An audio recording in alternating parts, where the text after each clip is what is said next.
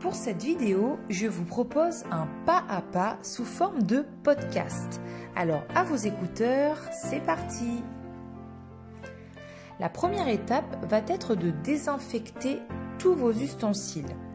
Donc pour cela, je vous recommande d'utiliser de l'alcool et quelques gouttes d'huile essentielle de tea tree, autrement dit d'arbre à thé.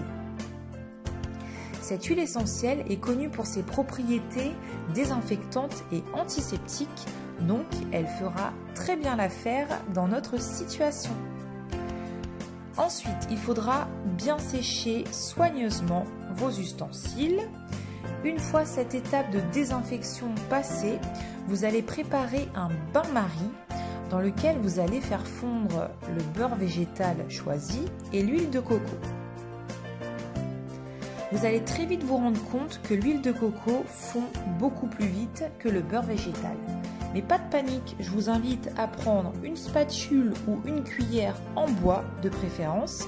Vous allez mélanger tranquillement et tout doucement votre mélange jusqu'à ce qu'il soit complètement liquide. Une fois votre mélange homogène et liquide, il faudra sortir le récipient du feu.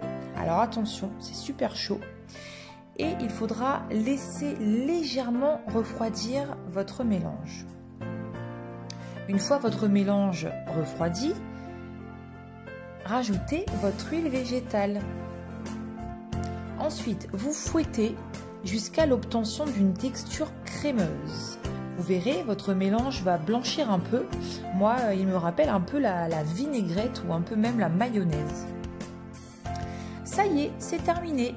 Il ne vous reste plus qu'à verser votre mélange dans votre joli contenant. Alors moi, ce que j'ai fait, c'est que j'ai placé mon petit bocal au frigo pour qu'il se fige. Donc je l'ai laissé environ 1 heure.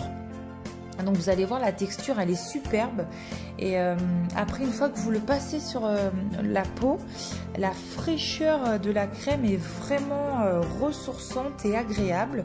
Donc moi je vous conseille ce petit passage par le frigo, mais après c'est au choix, c'est à vous de tester.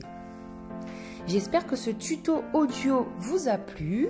Je vous dis à plus tard, bye bye.